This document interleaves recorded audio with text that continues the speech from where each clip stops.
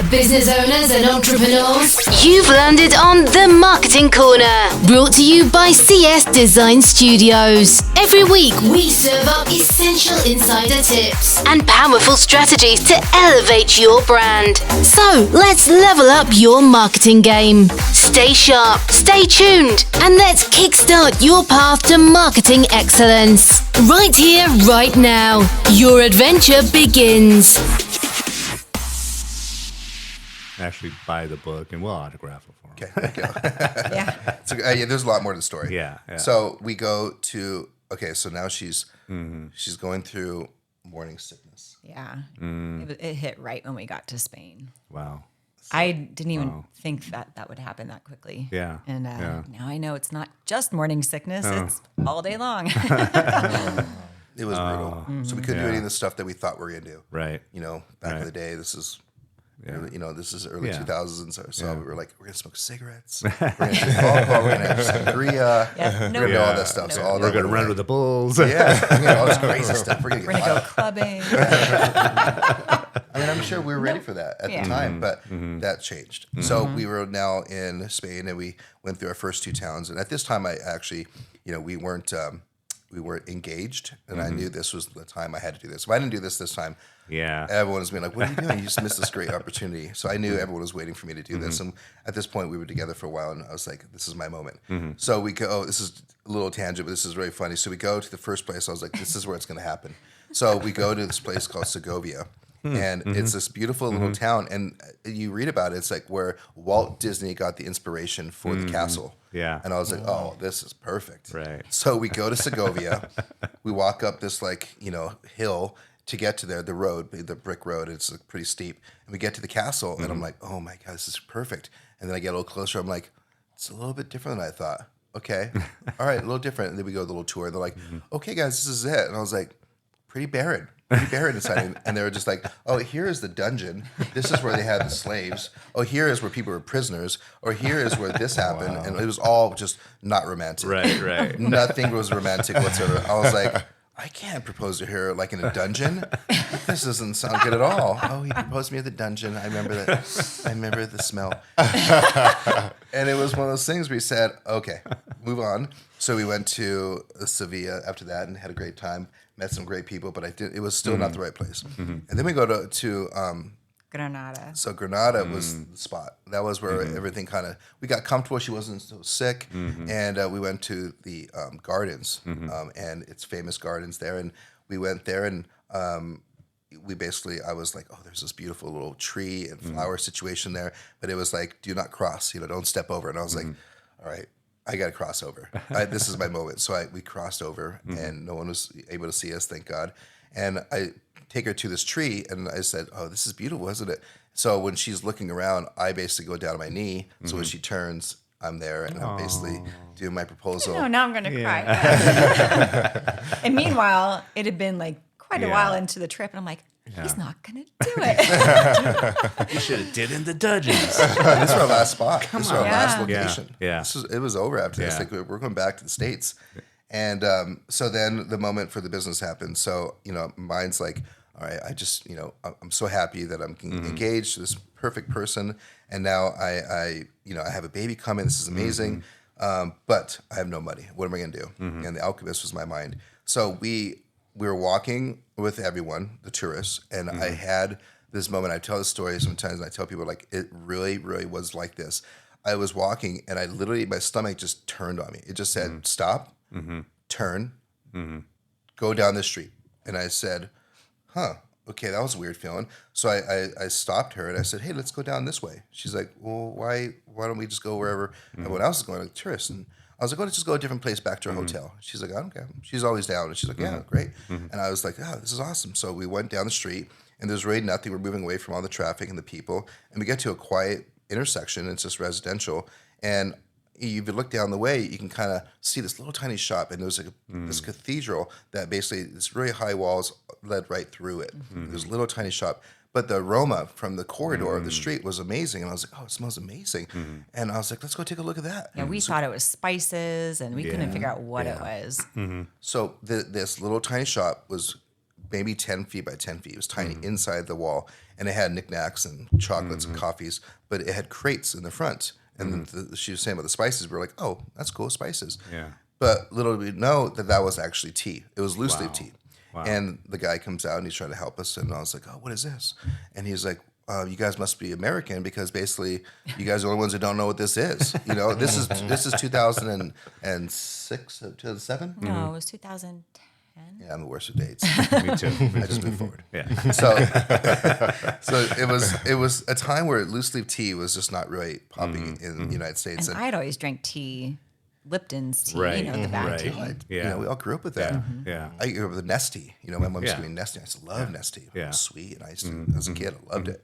And I would go to in Chinese restaurants and I would get my little pot and I would drink a ton of it. But I was always adding a little sugar and stuff, Yeah. making it nice Yeah. and sweet. So I was not really familiar, other than I used to get at restaurants. So I'm looking at this and she's looking at it with me and I'm just thinking to myself like, oh my God, I think there's something here. So the light bulb went off and I didn't say anything to her at the time. A light bulb went off and I was like, oh my God, loose leaf tea, this is interesting. I feel like I'm supposed to do something with this. So a day later happens and we basically end up at a restaurant and we're sitting there and I said, hey, so I have an idea. I want to start a tea business. I want to start a tea business. And she's like, oh, that's great. Where are we going to do the tea business? And I said, well, we don't have any money. We don't have another location to jump into. I don't feel like the swap meet would be a good place for this. We're going to do it at a perfume store on University Boulevard, right by the U of A. Because remember, we got that spot. Yeah. And all of a sudden, she's like, well, that's kind of weird. And I said, we don't have a choice. So we came back. She did research. She did some due diligence and found out like who would be a good fit for us for blending. Our first blender was a godsend. It was a married couple, and they've been in the business a long time. They knew everything about tea. And they said, yeah, we'll help you out. Here you go. They whipped up some teas for us. Here you go. Try sell this one. So we had like 5 teas. And all of a sudden we had on one wall, it was samples of tea. Here you go. Here's a little tea. The other wall, all perfume. Naturally. Here, would you like some perfume and cologne? Here's a little spritz. Which one do you like today? But much like the Alchemist, that's when Santiago started serving tea in the crystal. You know? Yeah, I So, know.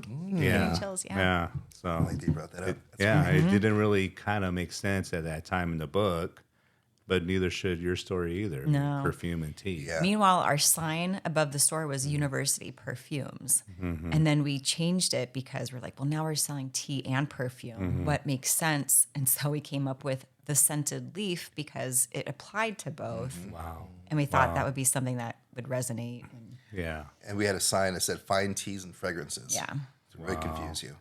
But yeah.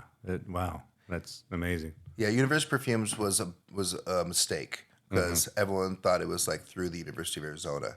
So they didn't realize that we were a separate private company just doing Right. our own thing. Right. So everyone's like, oh, you're through the U of A. So it never really worked. Right. So the whole scented leaf, and I remember finding that middle of the night and looking at a dictionary, coming up with the name. And I told the next day, I was like, I found it. Still been kind of, not sure what was going to happen with it. But it just ended up kind of growing.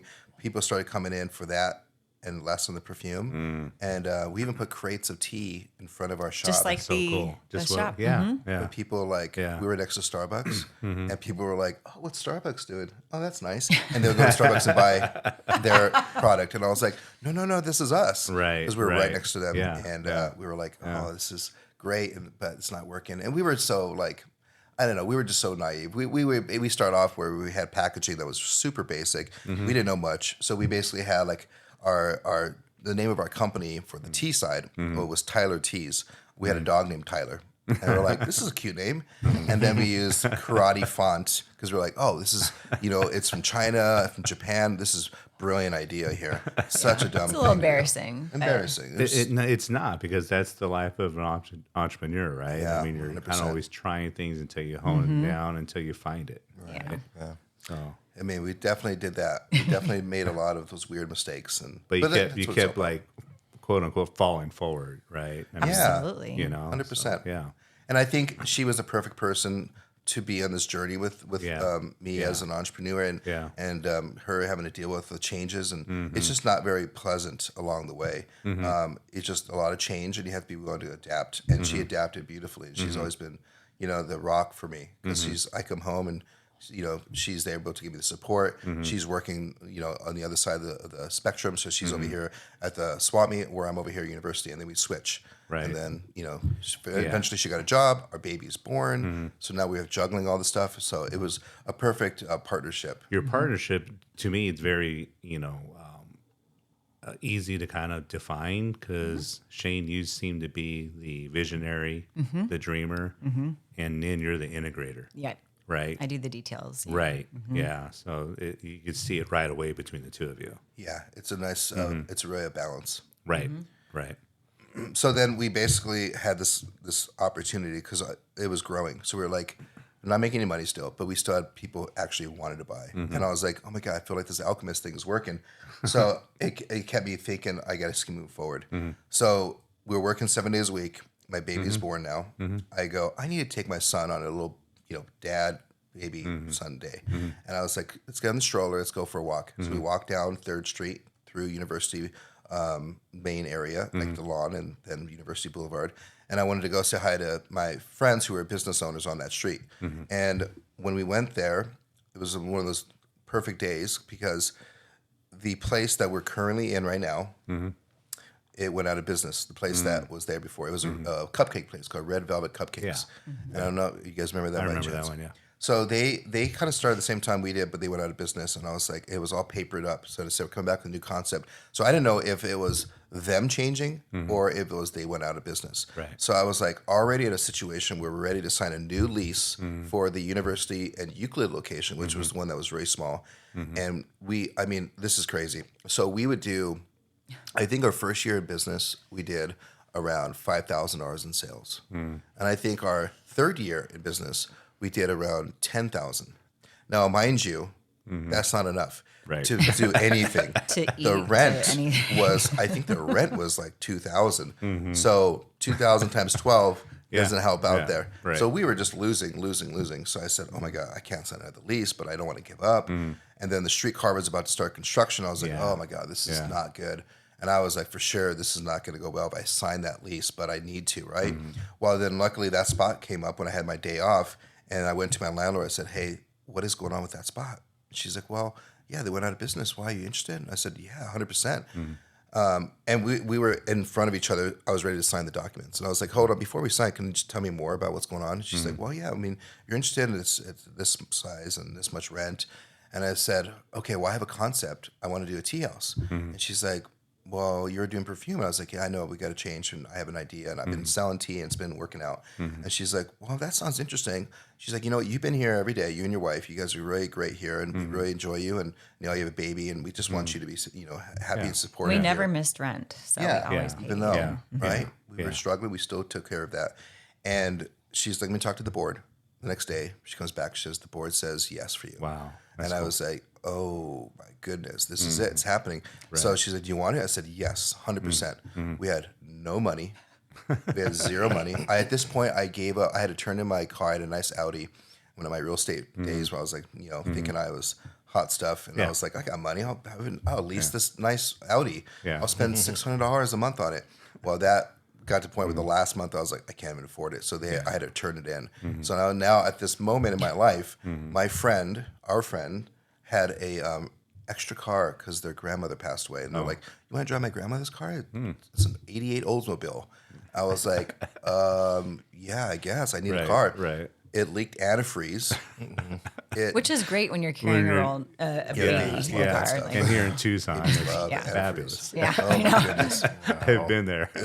So I guess I couldn't take my baby in the car. I was like, I can't take the baby in the car. So then we basically had the situation where we're like, okay, this is what it is.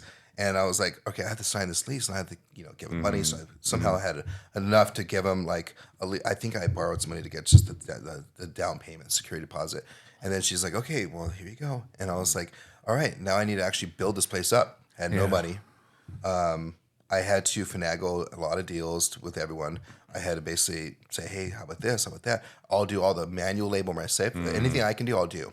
So I had to transport stuff from one location to another. I had to build out anything I can, paint, anything that I could do, I would. And anything that was too technical, plumbing, electrical, I said, okay, let's make a deal.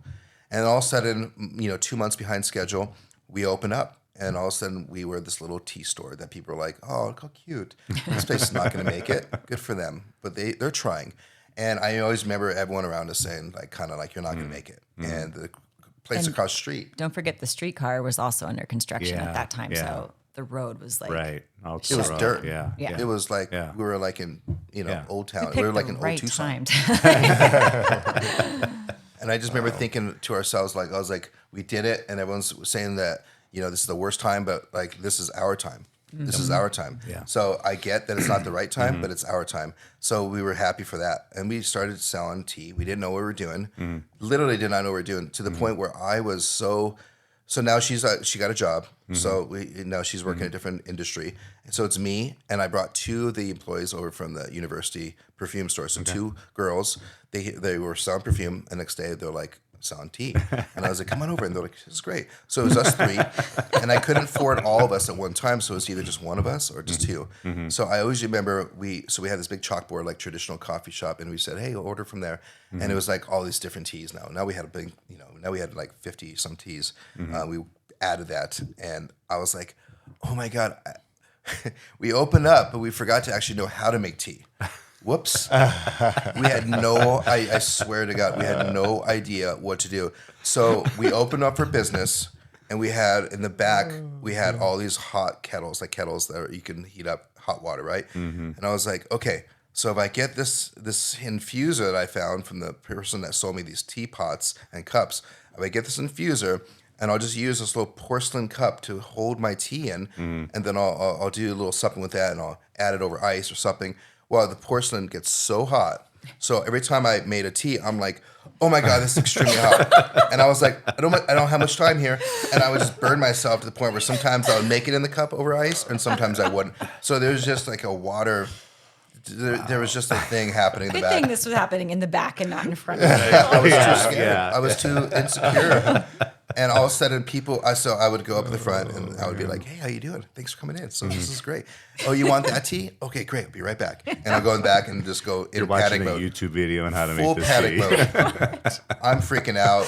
I come back up with a smile. Hey, how's it going? And now there's 3 more people in line. And I'm like, oh, this is great. What would you like? Oh, can I get this? Oh, sure. I come back, panic mode. What do I do? What do they order? What do they order? And I'm over here mixing and matching. Man. And I'm bringing out stuff that's 3/4 full. I'm bringing stuff out that's weird but leaves still in it. And I'm giving it to these people. And then the dumbest idea is like, we gotta have coffee. We're a cafe. So we'll just have coffee. Right. Oh, we'll say French press coffee. That sounds really good. Yeah. We never had a French press. We had those same infusers for tea, which are tiny little holes.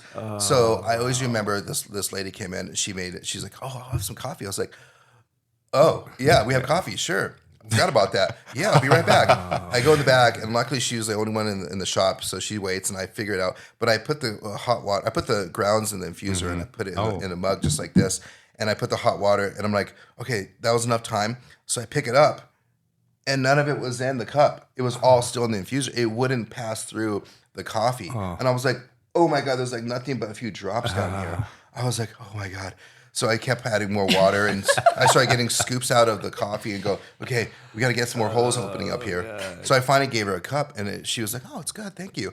She came back the next day to help and support us. She brought her whole family, all coffee drinkers, all of them, husband, her kids, we'll all have coffee. Yeah. It took, I swear, at least 30 minutes for me to give that one round of coffee. Yeah. It was the worst thing ever. It was just the worst looking coffee you could imagine.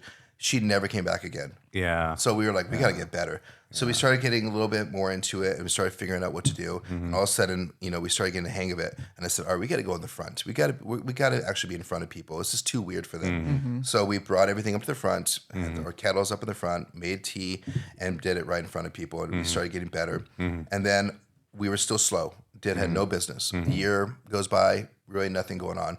Still a sleepy little tea house, to the point where people would fall asleep in there. We had couches. This is around, 2012, 2013 now? Or it was around 2012 because, we opened in 2011. Okay. Ooh, I'm going to, yeah.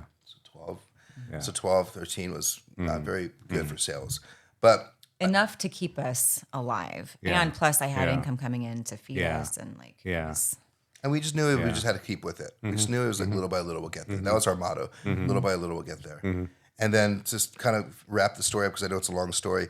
We basically are, I'm standing, okay, so everyone around us was going out of business. This is the time when everyone was having a hard time. Yeah. So my landlord's like, oh, go to that spot and get yourself some stuff. So from the very beginning, I couldn't afford anything. So I was like, where can I go? So she's like, go to that place. I went out, it was like a yogurt place. And they were like, they left everything because they basically didn't pay rent. When you don't pay rent.